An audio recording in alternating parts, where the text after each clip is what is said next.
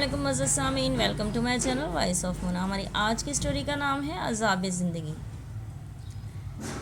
आशू आशू आशू की बच्ची घोड़े बेचकर सो रही थी। वो हॉस्पिटल में जॉब करती थी, कभी डे ड्यूटी होती कभी नाइट। सवेरा आवाज़ें भी दे रही थी और झंझोड़ भी रही थी, मगर वो बेसुध पड़ी थी। सवेरा आयशा की कज़न थी और बेस्ट फ्रेंड भी। सवेरा ने ठंडा पानी लाकर छींटे मारे तो वो उठ बैठी। कोई खुदा का खौफ खा लो, सारी रात ड्यूटी करके आई हो, मुझे पता है, सॉरी पर मुझे पैसे चाहिए, वो किस्त देनी है। ला हौल वला कुव्वत, अरे यार मैं ही रह गई, किसी और से मांग लेती। पैसों के लिए मेरी नींद ख़राब कर दी। वो मुंह बिसोड़ती उठ बैठी और पर्स में से पैसे निकालने लगी। मुझे 8,000 चाहिए। दिमाग सही है तुम्हारा? इतने पैसे नहीं है मेरे पास। मुझे नहीं पता, जैसे मर्ज़ी कर लो। सवेरा जी मैं पागल हूँ या आप? नहीं, वो किस्त वाले दरवाजे पर खड़े हैं। तुम लोग पहले बंदोबस्त करके क्यों नहीं रखते? अब्बा को लेने का पता है, देने का नहीं। माँ हलकान हो रही है, मुझसे इसकी परेशानी देखी नहीं जाती। तो तू भी जॉब कर ले, हाँ ढूंढ कर दे दे, मैं भी कर लूँगी। अभी पैसे दे दे। आयशा ने कुछ खुद से और बाकी किसी से मंगवा कर दिए तो वो गई। वो परेशान थी। टाइम देखा तो 12 बज चुके थे। आज भी नाइट की शिफ्ट थी। आयशा नर्स थी। सवेरा ने बीए किया था, फिर आशा ने भाग दौड़ करके उसे हॉस्पिटल में लगवा ही लिया। घर वाले नहीं चाहते थे, मगर फिर भी हालात के पेश नज़र उसने लगवा ही लिया। उसके वालिदैन कर्ज में धंस चुके थे। सवेरा ने फिर सारा कर्ज उतार लिया। वो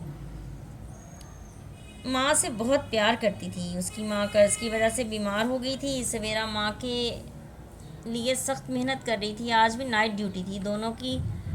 अब वो इकट्ठी जाती हैं और इकट्ठी आती हैं। एक बड़ा एक्सीडेंट हुआ आज। उस आसपास के लोग भी उसकी जद में आ गए। अस्पताल में हंगामा बरपा था। रोने चीखने चिल्लाने की आवाज़ें आ रही थी।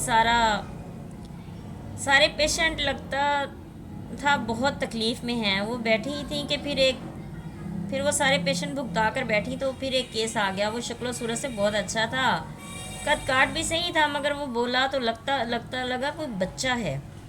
शायद जेन से ही नहीं था। वो हाथ ही नहीं लगाने दे रहा था। बाजी बाजी चिल्ला रहा था। सर से खून बह रहा था। मैंने पूछा किधर है बाजी? इसके साथ आए बंदे ने बताया उनकी डेथ हो गई है ऑन द स्पॉट। एक्सीडेंट में इसकी अचानक ये हालत हो गई है। हमने बैंडेज की, उसे एक आगे रेफ़र कर दिया। उसका चेहरा आंखों के आगे से जा ही नहीं रहा था। दिल परेशान हो गया था। अच्छा भला नौजवान सिर्फ एक हादसे की वजह से पागल हो गया। दिन निकल आया। मैं और सवेरा घर चल दिए। सवेरा के घर के बाहर हजूम था। वो चीख पड़ी, हाय मेरी अम्मी। हम भागकर घर में दाखिल हुए तो उसकी अम्मी सामने ही खड़ी थी। सवेरा माँ से लिपट गई। घर में आग लग गई थी, लेकिन सब बच गए थे। आज तो दिन ही ख़राब था। थोड़ा बहुत सामान ही जला था, बाकी सब महफूज थे। सवेरा बहुत बाहिम्मत थी, लेकिन हर इंसान फैमिली पर मुसीबत आने पर कमज़ोर पड़ जाता है। उसे छोड़कर घर आई। माँ को बताया तो वो भी परेशान हो गई। खाना खाने लगी तो सवेरा का ख्याल आ गया। उसने कॉल की, खाना खाया? नहीं, अभी घर में तो सब बिखरा पड़ा है। अच्छा मैं आती हूँ। फिर उसने माँ से पूछा खाना है या नहीं। उन्होंने बोला जो है वो पैक कर देती हूँ। फिर वो उनके घर चल दिए। आशा ने और खाना रास्ते में से ले लिया था। उनके घर पहुँचे तो सब परेशान थे। मैंने सबको खाने का बोला और खाना खिलाकर कुछ देर बैठे, फिर वापस आ गए। सुबह ड्यूटी पर जाना था। अभी कुछ ही देर हुई थी कि सवेरा की कॉल आ गई। वो बहुत बुरे तरीके से रो रही थी। क्या हुआ? वो मेरे अब्बू। मैं हड़बड़ाहट में उठ बैठी। मैं आती हूँ। मैं जल्दी से घर में मैंने सबको आवाज़ देकर बताया कि सवेरा के घर जा रही हूँ। वो लोग भी मेरे पीछे आ गए। सारा मोहल्ला इकट्ठा हो चुका था। सवेरा के अब्बू की अचानक डेथ हो गई थी। मुझे यकीन ही नहीं आ रहा था। अभी हम सब ने मिलकर खाना खाया था।